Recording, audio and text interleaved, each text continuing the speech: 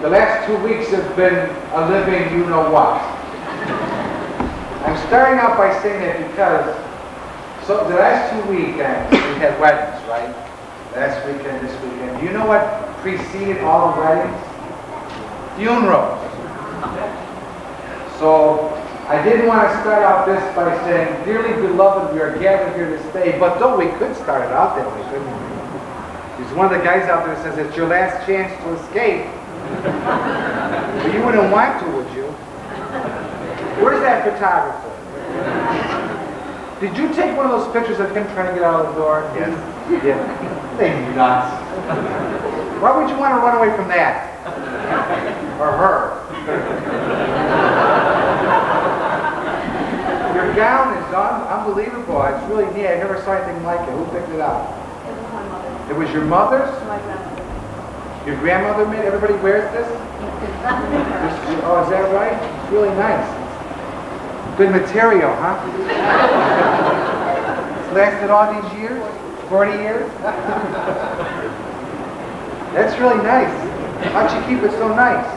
Throw it in a box. Throw it in a box? Mothballs. Unbelievable. It is nice though. I like the collar. You look like a nun. No pun intended in this way.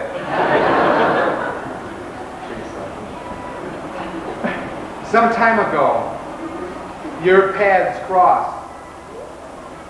Both you, Paul and Linda, don't look at them, look at me, I'm the one who's going to talk. You met each other and you realized that there was something a little bit different here, something a little bit more profound and more deep with regards to your relationship. You realize that it's just not a friendship, we're just not liking each other. You start thinking about tomorrow instead of today. You start emphasizing what will be tomorrow. So much so that even when the reading was done from Tobit, and they mentioned about growing old with each other, you looked up at Paul and winked at him. Now I want you to notice something. Your marriage journey began the moment that you two realized that you were in love and that you wanted to grow old with him. And you're accepting all the responsibilities that come with loving another human being. Because you're going to change. You know that. You've known each other enough now to know that you're not going to remain the same individuals, that you're going to change. So, Linda, even though you assume his name, you will never assume his personality. You will forever be who you are.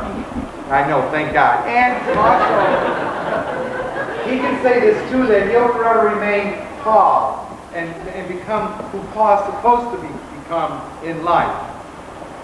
I want you to look at each other for a moment and realize that the smile wrinkles that you have now and the little bit he has on top will all change in 40 years. So that you're saying that you're loving each other and her smile wrinkles will become crevices and he will be bald. And it looks like it runs in the family. But anyway, but that's okay because you're saying I love you despite what will change on the outside, right? Am I right? You're saying that I'm going to love you and despite what happens on the outside. And I'm going to continue to grow with you as you change. I couldn't help to think that the music that was played in the beginning and the music that you chose to come down reminded me of the woods, reminded me of nature. It reminded me of a very special place that I go to that I will be leaving at 8:30 tomorrow morning to go to in the Adirondacks. It's a place of peace, it's a place of love, and it's like my golden pond. And I've been going there for 20 years to find security, to find love, and it's there I find God, to tell you the truth. Not that I don't find God here, there God seems to reach out and touch more profoundly. I pray that that music that we played today, that you had chosen, may become a symphony in your hearts forever. That whatever life offers you in pain and in sorrow can find its way through to the joy and the simplicity that life offers us in peace. that you grow each and every day closer to each other, that you recognize how beautiful each of you are, that it will take a lifetime to know him and to know her. That if you're honest and true to each other, you will spend that time, all time, eternity, to grow in love. And I pray that you too will find your own golden pond. There's never a place at a lake anyway or a pond. It always was a very special place in your hearts. And when you recognize it, and you know you're there, you'll understand the peace that should come and the union that you're about to place before the altar of God. The covenant that you're about to bond each other with. God has already blessed you in a very profound and a very beautiful way. And now you offer back to him that blessing, that he may bless you even more deeply and more profoundly in the sacrament and the journey that you will continue on in his love and in his providence. As relatives and friends who gathered here this day, you too witness the words that they share and the rings that they will exchange. Not only the best man and the maid of honor, but you, our family and friends, who come here to support them. May your prayer and your love support them as long as you live.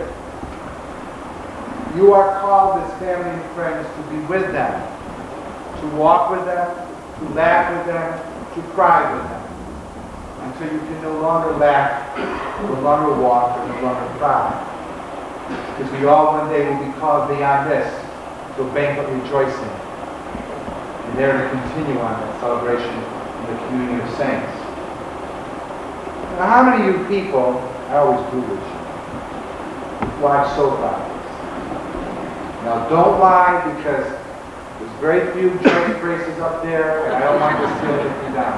Be honest, I'm not taking up a collection. I'm just asking, raise your hand if you watch a soap opera. Be honest, raise your hand. No lie. Two people, give me a break. This is not the truth. Are you being only, no one else here watches from the General Hospital, All My Children? Come on. Yes. You put your hand up there. I'm not asking you to say amen, I'm just saying put your hand up. I should say be healed, but anyway. If you don't watch it, how many people have VCRs? Video recorders at home, raise your hand. Okay, there. If you don't watch a soap opera, I gotta tell them this, it's important. Watch it. And tape it. I say this at all the weddings because it's very important. You may think a minister, a rabbi, or a priest will say to you, oh, don't watch that stuff, it's sinful. I tell people, watch it very carefully. Watch All My Children. They're going to rename it everybody else's kids but mine. Watch General Hospital. They don't do surgery there. People just die and they make love. You got to watch these shows, okay? Watch them very carefully, and don't you do one thing that they do on those shows. And your marriage will be awesome, incredible, and you'll be together forever.